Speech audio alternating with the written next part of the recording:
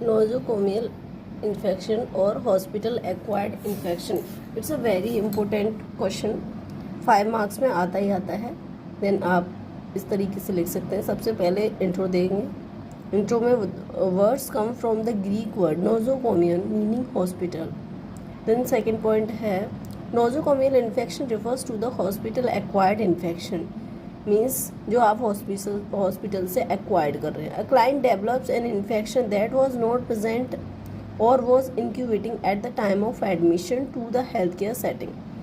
वो infection client के द्वारा क्लाइंट में डेवलप होता है जिसके लिए वो हॉस्पिटल में एडमिट नहीं हुआ है, या हॉस्पिटल में एडमिट किसी और इन्फेक्शन के लिए हुआ है और बाद में हॉस्पिटल से एक और इन्फेक्शन या मल्टी इन्फेक्शन से वो इन्फेक्टेड हो जाता है. Transmission of nosocomial infection.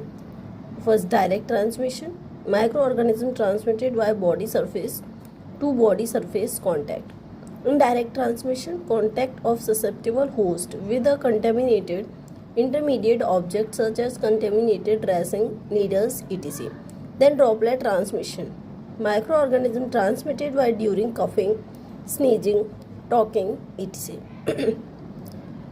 Then है airborne transmission, microorganism transmitted by airborne droplets. Then common vehicle transmission, microorganism transmitted by host of contaminated items such as food and water. Then vector-borne transmission, microorganisms transmitted by mosquito, flies. Then prevention में step है isolation, hand washing and gloving, apron. Then mitigation नया word है, then उसको देख लेते हैं. The most effective way of controlling nosocomial infection is to strategically implementing quality assurance to healthcare sector. Then first है isolation. Isolation precautions are designed to prevent transmission of microorganisms by common route in hospital. Then second है hand washing and gloving.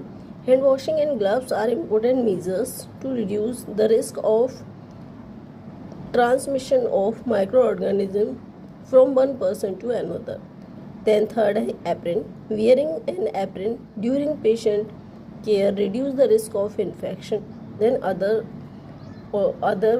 two और डाल सकते हैं जैसे disinfectant, sterilization, then using